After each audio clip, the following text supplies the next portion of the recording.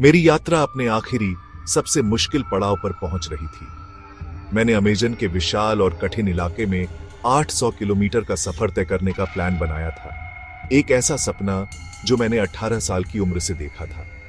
यह सिर्फ एक सिंपल ट्रैक नहीं था, यह एक मिशन था। इस अविश्वसनीय जंगल के हर पहलू को एक्सपीरियंस करने का। मैं अब आखिरी फेज में था, कुछ सबसे रिमोट और अनचार्टेड टेरिटरी से गुजर रहा था। वहां झाड़ियों में चुपचाप कुंडलित एक एनाकोंडा था। उसकी पूंछ पहले दिखाई दी, एक मोटी मस्कुलर पैटर्न।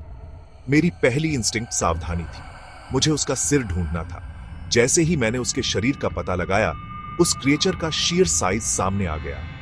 यह मेरी एक्सपेक्टेशन से कहीं ज्यादा बड़ा था, 4.5 मीटर से ज्यादा।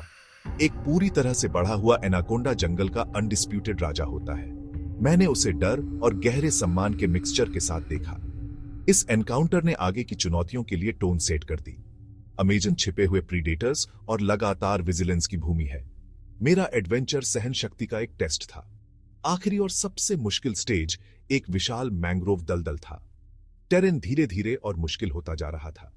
यह पूरी यात्रा का सबसे फिजिकली और मेंटली टैक्सिंग एनवायरनमेंट था। लैंडस्केप की शेयर इम्पेनेट्रेबिलिटी हमेशा मौजूद, ह्यूमिडिटी और सॉलिड ग्राउंड ढूंढने के लिए संघर्ष, सब मिलकर प्रोग्रेस को धीमा कर रहे थे। यह दुनिया हर मोड़ पर ह्यूमन पैसेज का विरोध कर रही थी।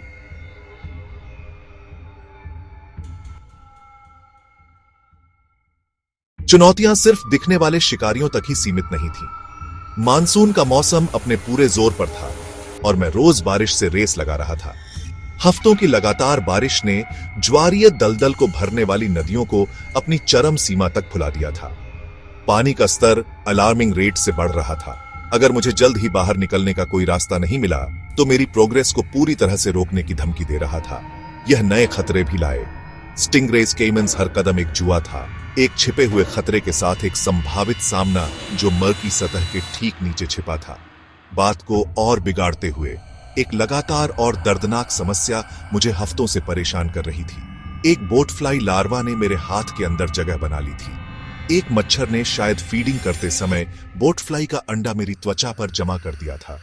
लगातार थ्रॉबिंग मेरी तत्काल प्राथमिकता, हालांकि अपनी एनर्जी को बनाए रखना थी।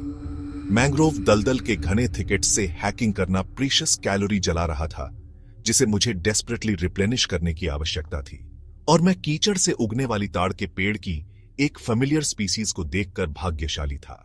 इस पेड़ पर एक बड़ा फल लगा हुआ था, भोजन का एक महत्वपूर्ण स्रोत। मुझे पता था कि टाइमिंग सब कुछ था। मैंने इसे परफेक्ट स्टेज पर पाया था। इसे तोड़ने पर मैंने अंदर पीले स्टार्च पल्प को देखा। यह यूटपी पाम फ्रूट था, एक क्विक और इजी स्नैक जिसने एनर्जी का एक बहुत जरूरी बर्स्ट प्रदान किया। अमेजन से जिंदा बाहर निकलने के लिए मुझे अपने द्वारा सीखे गए सर्वाइवल नॉलेज के हर टुकड़े का उपयोग करना होगा। जंगल प्रदान करता है, लेकिन केवल उन लोगों के लिए हु पूछना जानते हैं। जैसे ही आइसोलेशन की फीलिंग मुझ पर हावी होने लगी, मैं एक छोटी सी क्लियरिंग में ठोकर खाकर गिर गया। यह स्थानीय वाराओ जनजाति की एक शिकार पार्टी थी। उन्होंने तुरंत मेरे हाथ पर सूजे हुए घाव को देखा।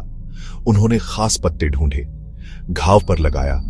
बढ़ता पानी जमीन के जानवरों को फंसा देता है। आज लक्ष्य पेकरी, जंगली सुअर समूह का नेता हिलारी, हमें जंगल में ले गया। हमने कीचड़ में उनके पंजे के निशान देखे। हिलारी ने अचानक नीचे झुकने का इशारा किया। उसने पेकरी की गंध पकड़ी। हम जमीन के निकट बहुत धीरे बढ़े। हमने उन्हें देखा। लगभग 5 पेकरीज। हिलारी को परफेक्ट शॉट चाहिए था। उसने इंतजार किया, फिर तीर छोड़ा। शॉट सही था। पेकरी गिरा, शिकार सफल रहा। हमने 37 की गिरा का सुअर पीठ पर सुरक्षित किया। वाराओ लोगों का जीवन, आप जानते हैं, उनके चारों ओर के पानी के साथ इंट्रिकेटली बुना हुआ है।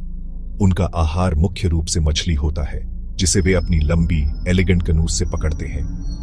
कारीगरी लकड़ी और पानी की गहरी पीढ़ीगत समझ का प्रमाण थी।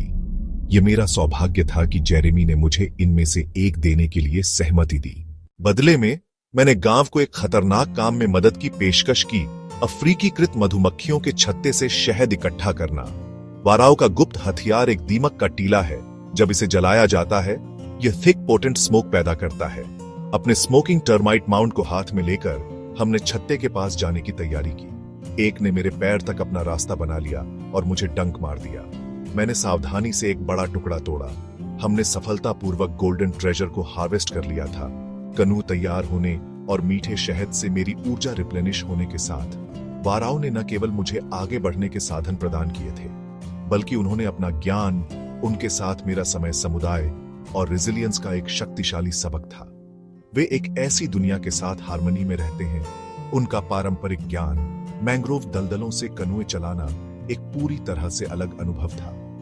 मैं अब पानी के खिलाफ नहीं लड़ रहा था। यात्रा का यह अंतिम हिस्सा रिफ्लेक्शन का समय था। मैंने एनाकोंडा के बारे में सोचा।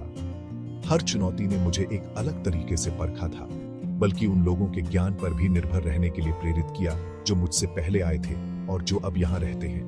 800 किलोमीटर का ट्रैक सिर्फ मैप पर एक डेस्टिनेशन तक पहुंचना नहीं था। विनम्रता अपनाओ और समझो कि हम एक इंटरकनेक्टेड दुनिया के हिस्से हैं।